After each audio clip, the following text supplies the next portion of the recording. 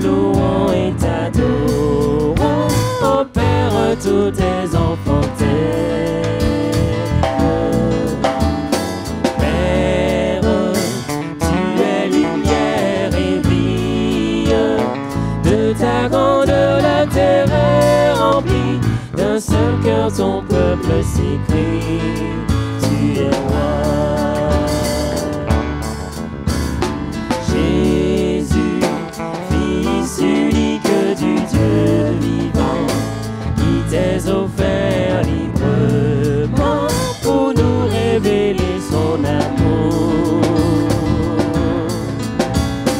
Jésus, purifie-nous et remplis-nous, que ton esprit soit versé en nous, pour qu'en tout Dieu nous représente.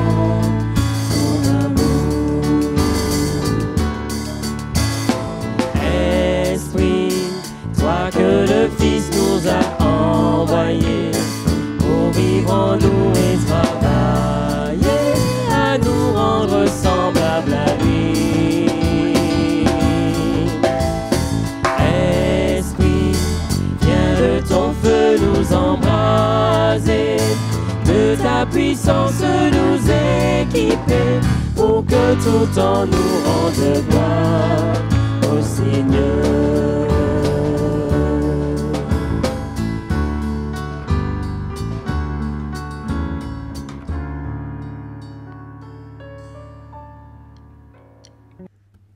Bonsoir frères et sœurs, j'espère que vous n'allez pas trop mal, indépendamment des circonstances difficiles. Ce soir, j'aimerais revenir avec vous sur un texte que nous avons médité il y a quelques semaines, quand nous avons parlé de la souveraineté de Dieu et de la responsabilité humaine. Ce texte se trouve dans Actes 27. C'est un texte qui est resté avec moi ces derniers temps et sur lequel j'ai médité, remédité pendant mes nuits. Et je vous invite à le relire avec moi. Il est relativement long, mais bon, ça va, vous êtes tranquillement chez vous, allongé dans votre fauteuil. Ou bien vous êtes autour de votre table en famille. Je ne sais pas comment vous faites pour écouter la réunion, mais bon, vous êtes à votre aise. Il est écrit, lorsqu'il fut décidé que nous nous embarquerions pour l'Italie, on remit Paul et quelques autres prisonniers à un centenier de la cohorte Auguste nommé Julius. Nous montâmes sur un navire d'Adramite qui devait côtoyer l'Asie et nous partîmes ayant avec nous Aristarque, macédonien de Thessalonique. Le jour suivant, nous abordâmes à Sidon, et Julius, qui traitait Paul avec bienveillance, lui permit d'aller chez ses amis et de recevoir leurs soins. Partis de là, nous longeâmes l'île de Chypre, parce que les vents étaient contraires. Après avoir traversé la mer qui baigne la Cilicie et la Pamphylie, nous arrivâmes à Myra, en Lycie. Et là, le centenier, ayant trouvé un navire d'Alexandrie, qui allait en Italie, nous y fit monter. Pendant plusieurs jours, nous naviguâmes lentement. Et ce ne fut pas sans difficulté que nous atteignîmes la hauteur de Snide, où le vent ne nous permit pas d'aborder. Nous passâmes au-dessous de l'île de Crète, du côté de Salmone. Là, nous la côtoyâmes avec peine, et nous arrivâmes à un lieu nommé Beauport, près duquel était la ville de Lasée. Un temps assez long s'était écoulé, et la navigation devenait difficile, dangereuse, car l'époque même du jeûne était déjà passée. C'est pourquoi Paul avertit les autres en disant « Ô homme, je vois que la navigation ne fera pas sans péril et sans beaucoup de dommages, non seulement pour la cargaison et pour le navire, mais encore pour nos personnes. » Le centenier écouta le pilote et le patron du navire plutôt que les paroles de Paul. Et comme le port n'était pas bon pour hiverner, la plupart furent d'avis de le quitter pour tâcher d'atteindre Phénix, port de Crète qui regarde le sud-ouest et le nord-ouest afin d'y passer l'hiver. Un léger vent du sud vint à souffler, et se croyant maîtres de leur dessein, ils levèrent l'ancre et côtoyèrent de près l'île de Crète. Mais bientôt, un vent impétueux qu'on appelle Eurakilon se déchaîna sur l'île. Le navire fut entraîné sans pouvoir lutter contre le vent et nous nous laissâmes aller à la dérive. Nous passâmes au-dessous d'une petite île nommée Clauda et nous eûmes de la peine à nous rendre maîtres de la chaloupe. Après l'avoir hissée, on se servit des moyens de secours pour ceindre le navire et, dans la crainte de tomber sur la Syrte, on abaissa les voiles. C'est ainsi qu'on se laissa emporter par le vent. Comme nous étions violemment battus par la tempête, le lendemain, on jeta la cargaison à la mer. Et le troisième jour, nous y lançâmes de nos propres mains les agrès du navire. Le soleil et les étoiles ne parurent pas pendant plusieurs jours. La tempête était si forte que nous perdîmes enfin toute espérance de nous sauver. On n'avait pas mangé depuis longtemps. Alors Paul, se tenant au milieu d'eux, leur dit aux hommes, il fallait m'écouter et ne pas partir de Crète afin d'éviter ce péril et ce dommage. Maintenant, je vous exhorte à prendre courage, car aucun de vous ne périra et il n'y aura de perte que celle du navire. Un ange du Dieu à qui j'appartiens et que je sers m'est apparu cette nuit et m'a dit, Paul, ne crains point. Il faut que tu comparaisses devant César, et voici Dieu t'a donné tous ceux qui naviguent avec toi. C'est pourquoi, ô homme, rassurez-vous, car j'ai cette confiance en Dieu qu'il en sera comme il m'a été dit. Mais nous devons échouer sur une île. La 14e nuit, tandis que nous étions ballottés sur l'Adriatique, les matelots, vers le milieu de la nuit, soupçonnèrent qu'on approchait de quelque terre. Ayant jeté la sonde, ils trouvèrent 20 brasses. Un peu plus loin, ils la jetèrent de nouveau et ils trouvèrent 15 brasses. Dans la crainte de heurter contre des écueils, ils jetèrent 4 ancres de poupe et ils attendirent le jour avec impatience. Mais comme les matelots cherchaient à s'échapper du navire et mettaient la chaloupe à la mer sous prétexte de jeter les ancres de la proue, on dit aux centeniers et aux soldats, si ces hommes ne restent pas dans le navire, vous ne pouvez être sauvés. Alors les soldats coupèrent les cordes de la chaloupe et la laissèrent tomber. Avant que le jour parût, Paul exhorta tout le monde à prendre de la nourriture, disant, c'est aujourd'hui le 14e jour que vous êtes dans la tente et que vous persistiez à vous abstenir de manger. Je vous invite donc à prendre de la nourriture, car cela est nécessaire pour votre salut. Et il ne se perdra pas un cheveu de la tête d'aucun de vous. Et ainsi parlé, il prit du pain, après avoir rendu grâce à Dieu devant tous, il le rompit et se mit à manger. Et tous, reprenant courage, mangèrent aussi. Nous étions dans le navire 276 personnes en tout. Quand ils eurent mangé suffisamment, ils allégèrent le navire en jetant le blé à la mer. Lorsque le jour fut venu, ils ne reconnurent point la terre. Mais ayant aperçu un golfe avec une plage, ils résolurent d'y pousser le navire s'ils le pouvaient. Ils délièrent les ancres pour les laisser aller dans la mer, et ils relâchèrent en même temps les attaches des gouvernails, puis ils mirent au vent la voile d'Antimon et se dirigèrent vers le rivage. Mais ils rencontrèrent une langue de terre où ils firent échouer le navire, et la proue s'étant engagée dans le sable, sous-entendu, resta immobile, tandis que la poupe, c'est-à-dire l'arrière, se brisait par la violence des vagues. Les soldats furent d'avis de tuer les prisonniers, de peur que quelqu'un d'eux ne réchappât à la nage. Mais le centenier qui voulait sauver Paul les empêcha d'exécuter ce dessein. Il ordonna à ceux qui savaient nager de se jeter les premiers dans l'eau pour gagner la terre, et aux autres de se mettre sur des planches ou sur des débris du navire Et ainsi tous parvinrent à terre sains et saufs. C'est la parole du Seigneur. Prions. Éternel, merci pour cette occasion encore que tu nous donnes ce soir de nous retrouver ensemble autour de ta parole. Merci de nous avoir laissé ce livre qui est toujours pour nous une source de réconfort, qui nous permet de réaliser que tu es un Dieu vivant qui domine sur le règne des hommes et que tu es Dieu.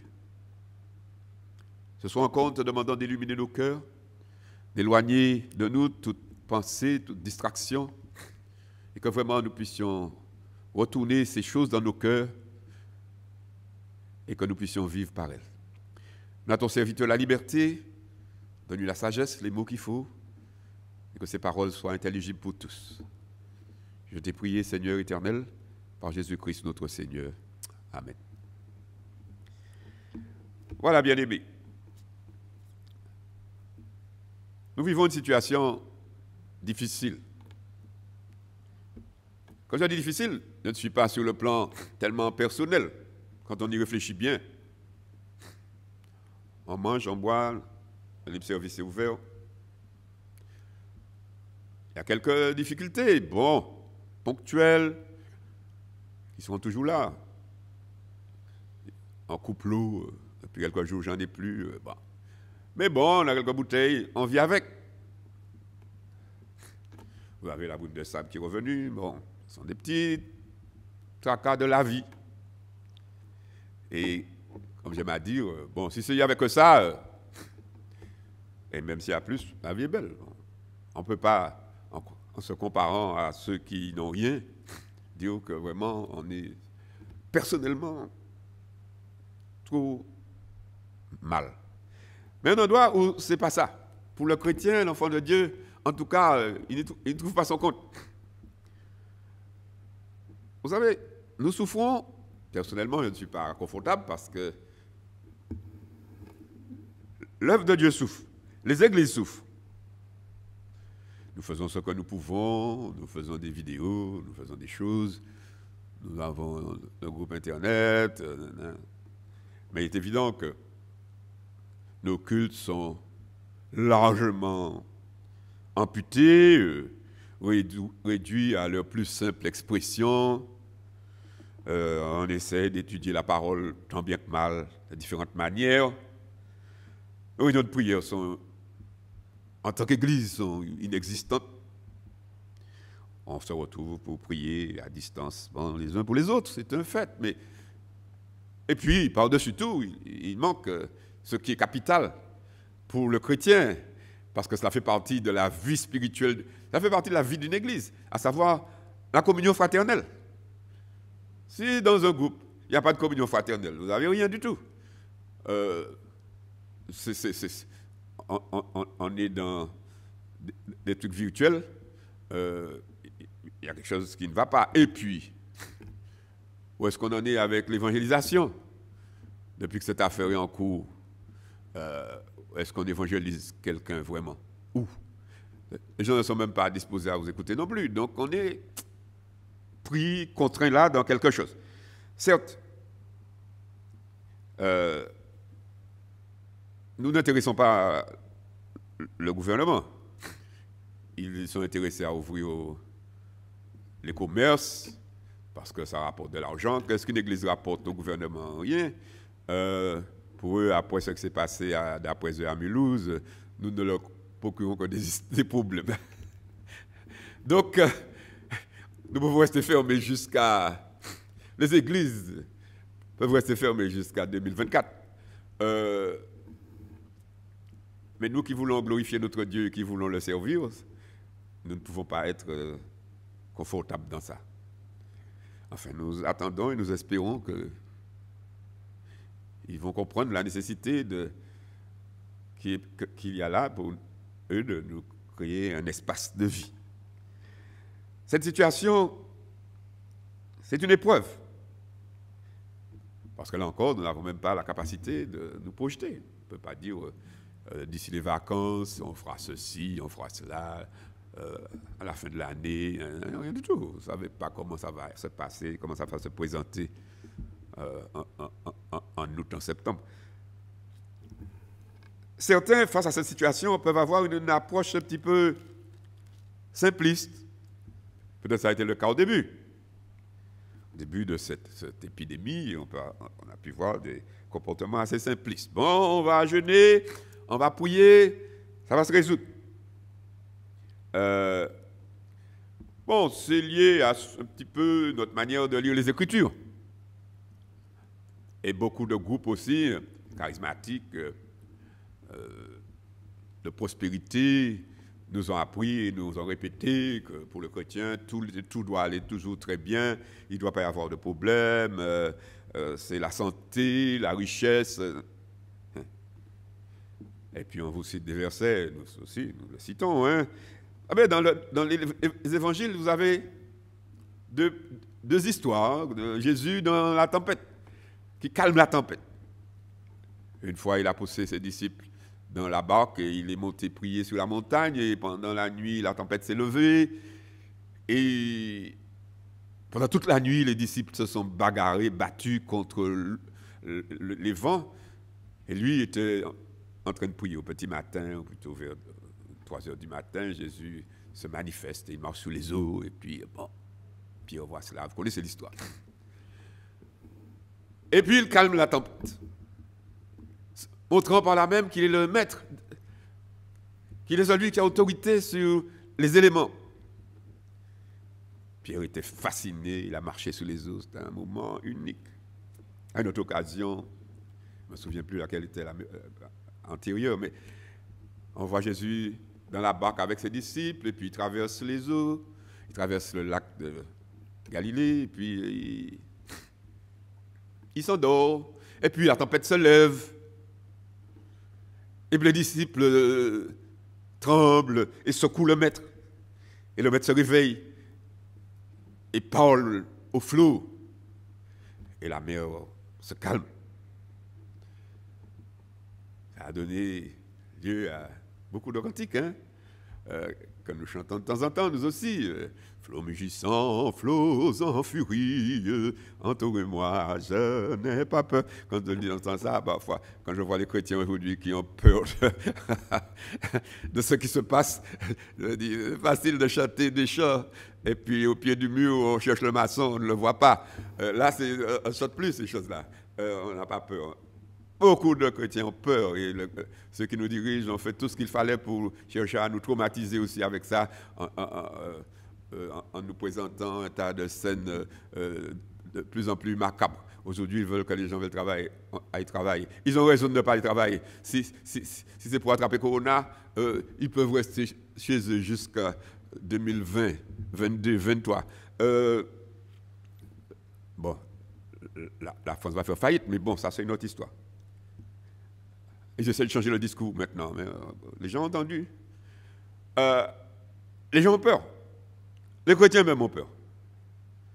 On chante une nacelle en silence, vogue sur un lac d'azur, tout doucement elle avance. C'est beau. Et soudain le vent se lève, chassant un nuage noir. Et puis le maître se réveille, il parle. Et la mer se calme. Maître, entends-tu la tempête? Et ces terribles accents. Il parle aux flots en démence. Paix vous soit. Et avec ces textes, avec ces chants, les chrétiens nourrissent une espèce une vision un peu simpliste. Vous savez, quand tout va bien, on croit que c'est comme ça que ça marche. On conclut que les choses se passent toujours ainsi. On est dans la difficulté, on prie, et le maître intervient rapidement, et puis calme la tempête, et puis ça s'arrange. Il faut faire attention quand même. Ce n'est pas tout à fait comme ça, parfois dans la vie courante. Alors, quand on dit aux gens, souvent dans l'expérience, ah oui, c'est pas si simple que ça. Parfois, on est dans une situation qui se prolonge, les choses ne s'arrangent pas, on prie, machin. Ah, ils prennent des raccourcis pour se justifier. Ils vous disent, on n'a pas la foi. On n'a pas la foi. C'est vite dit. Bon, tu as péché, hein? Tu n'es pas un bon enfant de Dieu, tu es machin, parce que tu es dans des problèmes, ça ne devrait pas. Je ne sais pas comment ces chrétiens lisent la Bible. En tout cas, dans l'expérience de l'apôtre Paul, dans ce texte, nous voyons qu'il en est tout à fait autrement. Paul a été arrêté à Jérusalem, on le conduit à Rome pour être jugé. Il avait fait appel à César. Et on embarque. On embarque, bon, normal, il est prisonnier, sur un navire et ils partent pour Rome. Bon, ils ont pensé que tout allait bien se passer, comme d'habitude. Hein? Bon, quand on entame quelque chose, on s'imagine que ça ira tout seul. Et parfois, ce n'est pas le cas. Et là, on voit dans ce passage que les voies de Dieu ne sont pas nos voies. Paul n'était pas dans quelque chose qu'il faisait qui était contre la volonté de Dieu. Il était dans la volonté de Dieu. Il allait à Rome parce que le Seigneur l'avait averti, il avait dit qu'il devrait témoigner devant les rois. Et il devrait témoigner devant Pilate. Ou pas plutôt devant Pilate, devant César. Donc il fallait qu'il aille à Rome. Il n'avait pas pensé que ça allait se passer dans de telles circonstances. Mais, comme je l'ai dit, les voies de Dieu ne sont pas nos voies. La Bible nous dit, ses pensées ne sont pas nos pensées. Dieu contrôle toutes choses et il fait des choses qui, parfois, nous dépassent. On peut souffrir en étant dans la volonté de Dieu. Parfois, on souffre, comme dans le cas de Paul ici, et des prisonniers, à cause de la bêtise humaine. On regarde au verset 10 de ce texte, il est dit que Paul, et c'est intéressant de voir que Paul avait, je ne sais pas ce que c'était, combien de fois dans ce verset, dans ce passage, comme si Paul avait une espèce d'intuition des choses. Il dit, je vois, dans ce verset 10, je vois que la navigation ne sera pas sans péril. Comment lui voyait et les autres ne voyaient pas? Il y avait pilote, les pilotes c'était des gens qui étaient des bons marins supposés. Et Paul avait, comme souvent le chrétien a dans des circonstances, appelez-le comme vous voulez, on peut l'appeler, on l'appelle habituellement une intuition. On sent que c'est pas ça. On ne sait pas trop pourquoi. Il dit, je vois. Je vois. Il ne voyait rien de concret. Il n'y avait pas encore de vent, il n'y avait pas encore de machin, mais intuitivement, il sentait que quelque chose allait se passer. C'est pas ça. Bon, il n'avait pas le dernier mot. On l'a embarqué, ils ont écouté les experts, le conseil scientifique de l'époque. Il leur a dit, bon, non, on peut voyager, il faut faire ça, il n'y a pas de problème. Au moins, on va arriver jusqu'à Phoenix, et à Phoenix, on va pouvoir passer l'hiver tranquille. Il y a des bars, des restaurants, des machines à Phoenix, on va passer 3 mois d'hiver là, au calme, alors que, bon, là où nous sommes là maintenant, ce port-là n'est pas propice. Bon. Et puis ils sont partis. Et il est dit au verset 13, ils se croyaient maîtres de leur dessein. Ils en avaient donc sur deux. Ils avaient la réponse, hélas. Il est dit qu'un vent, au verset 14, un vent impétueux qu'on appelle Érakilon se déchaîna sur l'île. Et c'est parti. C'est parti pour un moment impossible. Je ne crois pas que l'auteur aurait pu trouver des mots plus forts pour décrire ce que Paul et ses amis dans le bateau, et les marins, et les soldats, et tous les autres ont subi dans ce moment de tempête. Il est dit, ils ont été entraînés. Il parle 2 fois, vous avez cette expression, ils se sont laissés aller à la dérive. Ils sont partis à la dérive. Ils se sont laissés, dit-il, au verset 15, ils sont partis à la dérive et ils se sont laissés au verset 17 emportés par le vent. Ils ont fait tout ce qu'ils connaissaient. Mais le vent était au contrôle. Ils étaient, dit-il au verset 18, battus, violemment battus par la tempête. Ils ont cru que le bateau était trop chargé, ils ont jeté la cargaison à la mer. Ils ont jeté les agrès. Les agrès, ce sont les sièges, les rames, tout ce qui, les cordages, en fait, tout ce qui pèse. Ils ont voulu alléger le bateau. Pendant plusieurs jours,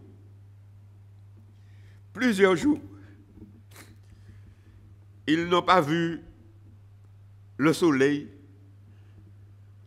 Le ciel était bas. Ils n'ont pas vu les étoiles la nuit. Ils étaient incapables de voir quand c'était jour, quand c'était le jour, quand c'était la nuit. Ils étaient secoués, comme ça. Ah, vous aviez dans ces situations intérêt à ne pas avoir le mal de mer. Hein? Et il est écrit cette parole qui peut laisser tous les chrétiens un peu perplexes. Comment l'apôtre Paul et les autres peuvent écrire cette phrase? La tempête était si forte que nous perdîmes enfin toute espérance de nous sauver. Est-ce qu'un chrétien peut arriver dans un point, dans une situation où il peut perdre toute espérance?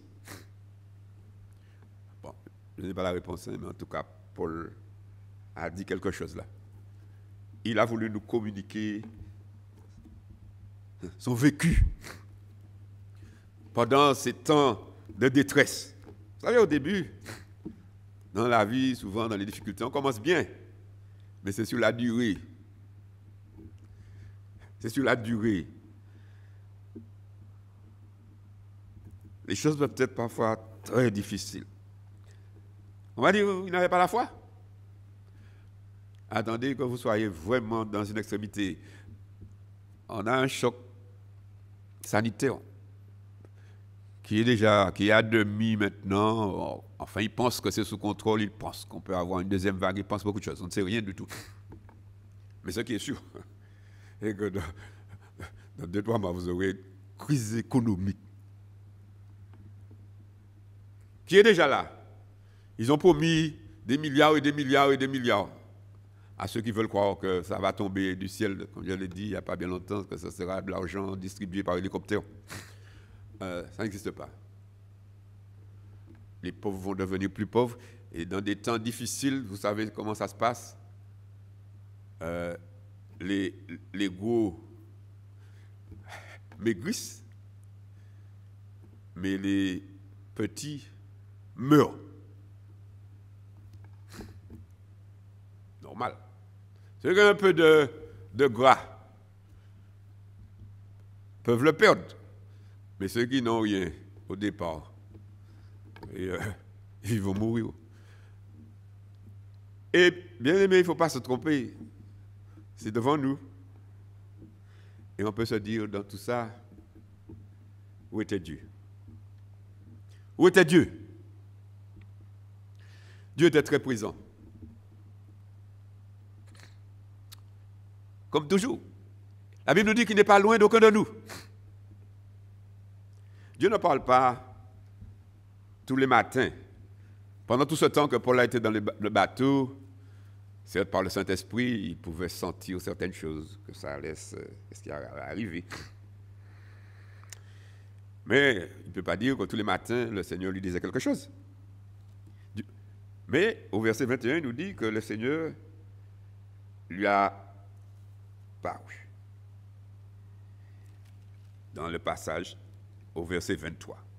Il y a un ange du Dieu à qui j'appartiens et que je sers, mais a paru cette nuit. Il a une vision pendant la nuit. On peut se dire pourquoi aujourd'hui Dieu ne se révèle pas en vision. Dieu ne se révèle pas en vision parce que personne ne croit en vision. Dieu ne fait pas des choses inutiles.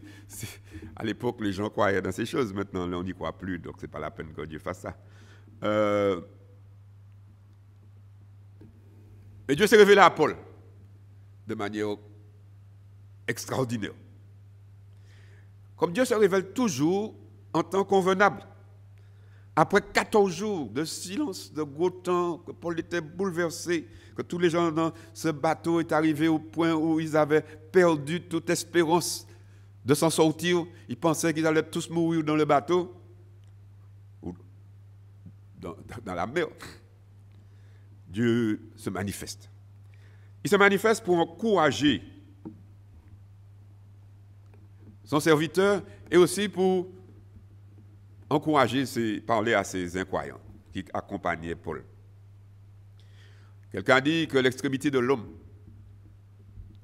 c'est l'opportunité de Dieu.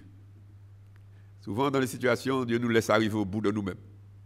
Quand tout va bien, on est sûr de soi, on pense qu'on va s'en sortir tout seul, on s'appuie sur sa force, sur ses chevaux, on pense que ça ira, jusqu'à ce qu'on arrive à la limite de ce qu'on peut faire. Et puis là, on est dans le désespoir, on est plongé. Là, à ce moment, on voit la main de Dieu se déployer. Et il a dit à Paul, ne crains point. Il faut que tu comparaisses devant César. Il a donné simplement une promesse. Tu vas arriver à Rome, ne te casse pas la tête. Il n'a pas dit comment. Dieu, parfois, a des manières de parler, j'allais dire la tiroir. Il nous dit quelque chose, vous comprenez la chose d'une manière, mais ce n'est pas toujours ce qu'il a voulu dire.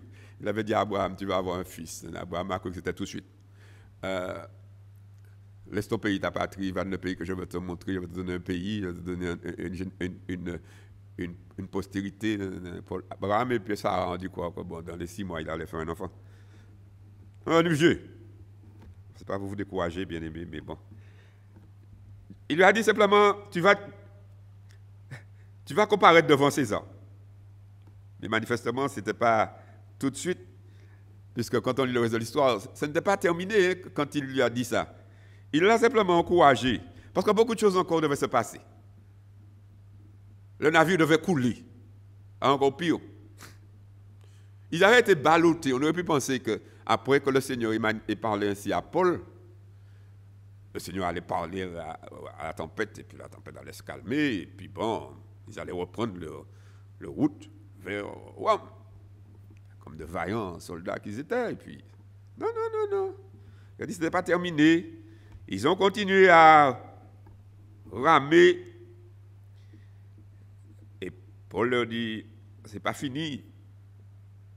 On va arriver à Rome, mais il y aura encore d'autres moments à passer. Mais il dit, j'ai confiance en Dieu. Qu'on va arriver à Rome. C'est tout ce qu'il leur a dit. L'objectif sera atteint. Et on voit 14 nuits, il dit au verset 27, tandis qu'ils étaient ballottés. Il y a eu ce problème avec les marins, bon, ça c'est une autre histoire. Et on voit que le bateau heurte une langue de terre, et puis le bateau s'écrase. Le bateau fait naufrage. Ils sont sauvés d'une manière épique. On a voulu les tuer dans un premier temps.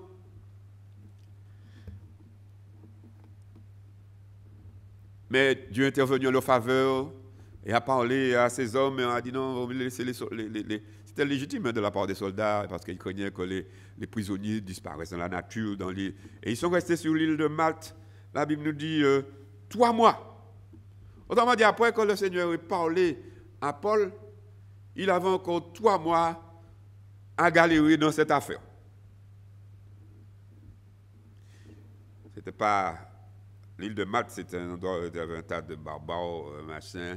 C'était un lieu très sauvage. Il n'y avait pas des hôtels 3 étoiles, il y avait pas, loin de là. Et ils sont restés là, et vous lisez le reste de l'histoire comme vous voulez, dans le chapitre 28. Vous pouvez vous distraire en lisant le reste de ce texte. Mais j'aimerais conclure en disant, imaginez à travers cette histoire les différents états d'âme de Paul. Comment il est passé de la frustration du départ, il a donné un conseil, il a donné un avis, ne partons pas.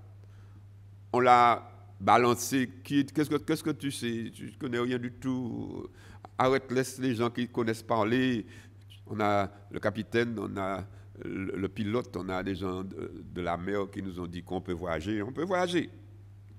Et on a dit à Paul, va t'asseoir là et puis ferme ta bouche.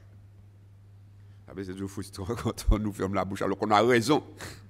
Bref, il leur a rappelé plus tard, il dit, je vous avais averti que ça ne se ferait pas sans dommage, hein, mais vous ne m'avez pas écouté. Mais bon, c'était trop tard. Et on voit Paul à la fin qui prend la main de cette histoire. Il finit dans la gloire, parmi ces hommes dans le bateau. Comment Paul a pu passer de cet état au début où il était méprisé? Parce que pendant toute cette période, il a vécu au milieu de ces marins d'une manière qui a impressionné les soldats et aussi les prisonniers et les marins. Paul était au milieu d'une foule de personnes, 276 personnes. Imaginez 276 personnes sur un bateau qui ne faisait pas à l'époque plus de 14-15 mètres, selon ce qu'on nous rapporte, par 4,50 mètres ou 5 mètres de large, selon la largeur, mais il y avait plusieurs niveaux qui avaient de la cargaison au fond, on mettait les trucs, le chargement au fond de la cale. Et puis, déjà, avoir 276 personnes dans un emplacement pas plus grand que le temple, et puis imaginez qu'on puisse vivre dans ça tout seul, la promiscuité, et puis quel genre de personnes, des prisonniers, toutes sortes de personnes, des vagabonds, imaginez le langage, imaginez les insultes, imaginez l'ambiance. Et Paul, l'enfant de Dieu, a vécu au milieu de ça comme un chrétien, tout le long. J'imagine qu'il a rendu son témoignage. On lui a demandé, qu'est-ce que tu fais là? Où est-ce que tu vas? Pourquoi tu es prisonnier? Et il a raconté son espérance, l'espérance de son peuple. Pourquoi on l'a arrêté à Jérusalem et puis qu'est-ce qu'il allait faire à Rome? À cause de l'espérance d'Israël, qui est le salut de Dieu par Jésus-Christ. Il a témoigné. Paul, c'était Paul, en toutes circonstances favorables ou non.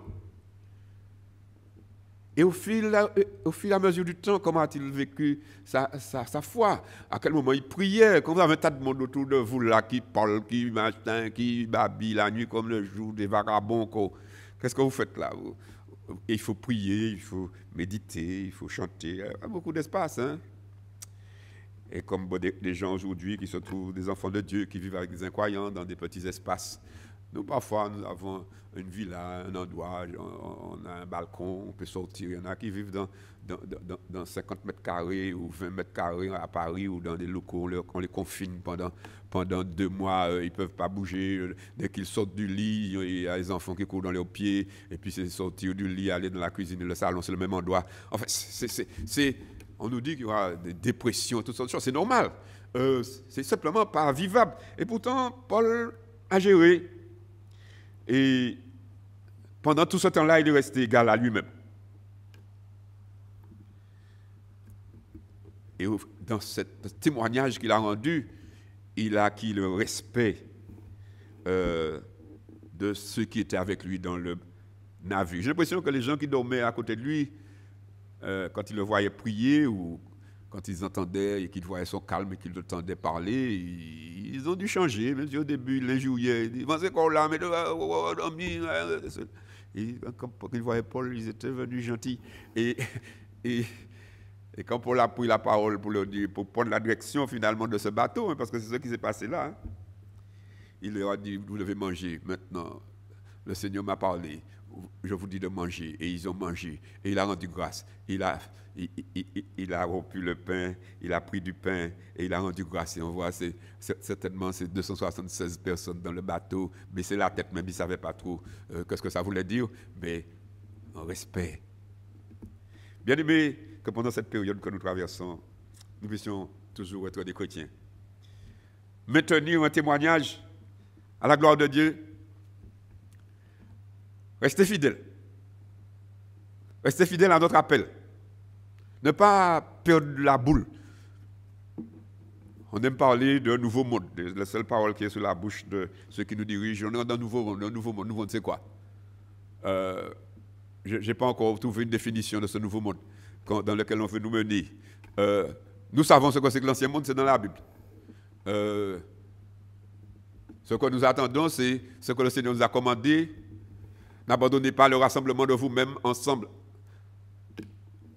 Prêchez l'évangile en toute occasion, favorable ou non à l'ancien monde. Depuis Genèse, ou plutôt depuis la Pentecôte jusqu'à la fin, ce sera comme ça. L'Église a un témoignage à rendre. Nous devons vivre comme il faut, dans l'amour fraternel. Nous devons manifester Christ. Ce n'est pas courir après l'argent qui devient l'obsession de ce monde, faire marcher l'économie. On n'est pas dans ça. Glorifier Dieu par nos paroles, par nos actions, offrir sans cesse à Dieu un culte qui lui soit agréable en esprit et en vérité. Et jusqu'au bout, par la grâce de Dieu, nous devons toujours chercher à faire Église. Notez cette expression que j'ai utilisée. Faire Église. Je ne souhaite pas voir l'Église en tant qu'Église disparaître dans des comportements, dans des choses qui... C'est plus l'Église. Un autre genre d'église. J'ai vu une fois sur Internet déjà une église virtuelle. Les gens restaient chez eux et puis ils voyaient des images et puis qui les représentaient. Et puis ils étaient dimanche à la réunion par ils avaient des petits sujets qui les représentaient. C'était comme ça qu'ils voyaient l'église dans le nouveau monde. Ça ne nous intéresse pas. Jésus est venu en chair, habiter parmi les hommes. Et nous sommes des hommes, mais que Dieu nous donne la grâce de comprendre qu'il nous faut rester des hommes jusqu'au bout. Le jour viendra, bien aimé, j'espère le plus vite possible, où nous pourrons nous retrouver, manger ensemble, boire ensemble, prier ensemble et communier ensemble, comme des vrais enfants de Dieu.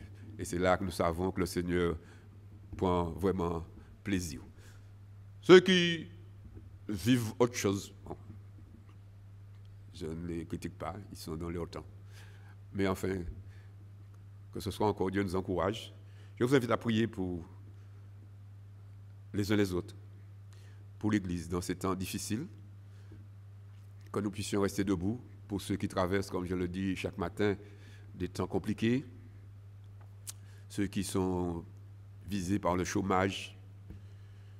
Je l'ai dit il n'y a pas bien longtemps sur le groupe, je pense souvent à nos jeunes, ceux qui cherchaient du travail déjà avant la crise et qui maintenant, bon, si on voit ceux qui travaillent, ce n'est pas les nouveaux qui arrivent qui vont prendre. Bon, donc je leur dis, bon courage mes enfants.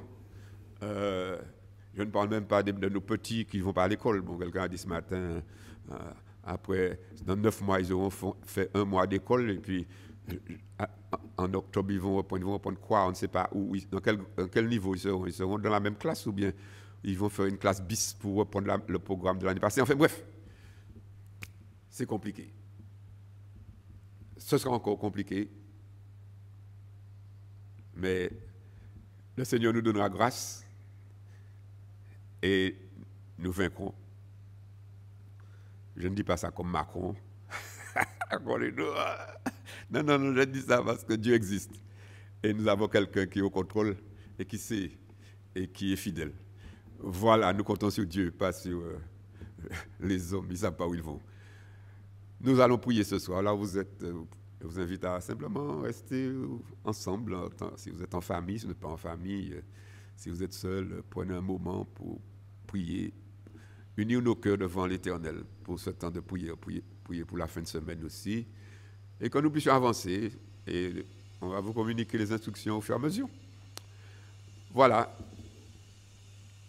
Que Dieu nous bénisse et qu'il nous conduise dans ce moment. J'aimerais quand même prier avec vous afin que nous puissions nous séparer. Seigneur, merci pour ce moment qu'on a passé ensemble. Merci Seigneur parce que nous pouvons compter sur toi.